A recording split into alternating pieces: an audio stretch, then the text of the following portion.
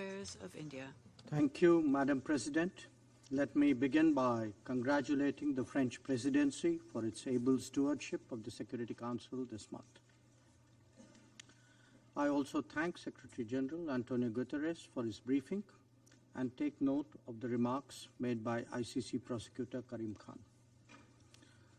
Allow me, Madam President, to preface my remarks by reminding the Council that India is not a signatory to the Rome Statute, nor a member of the International Criminal Court.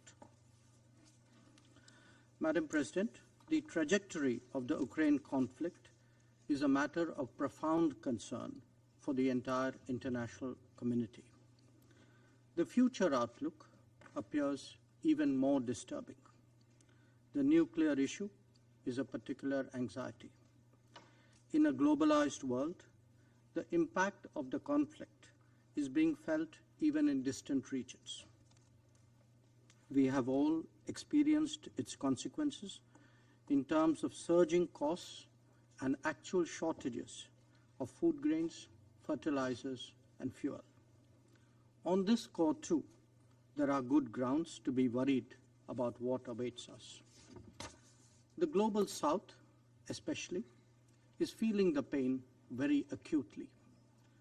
We must, therefore, not initiate measures that further complicates the struggling global economy. And that is why India strongly reiterates the need for an immediate cessation of all hostilities and a return to dialogue and diplomacy. Clearly, as Prime Minister Narendra Modi has emphasized, this cannot be an era of war. On our part, we are also providing both humanitarian assistance to Ukraine and economic support to some of our neighbors under economic stress.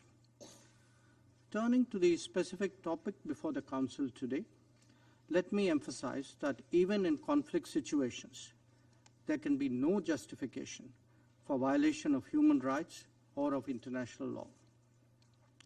Where any such acts occur, it is imperative that they are investigated in an objective and independent manner. This was the position we took with regard to the killings in Bucha, and this is the position we take even today. The Council will also recall that we had then supported calls for an independent investigation into the Bucha incident.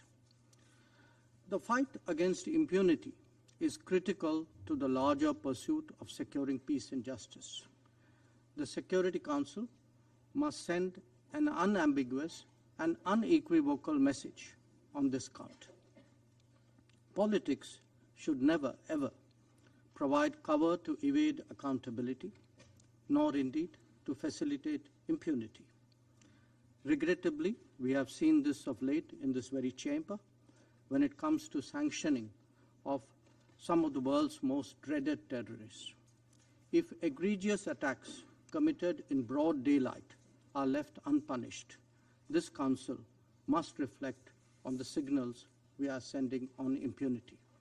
There must be consistency if we are to ensure credibility.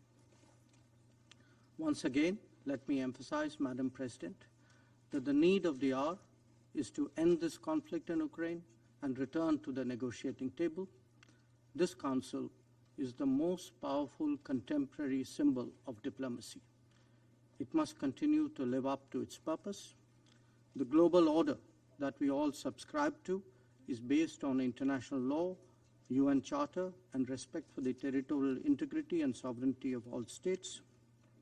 These principles, too, must be upheld without exception. I thank you, Madam President.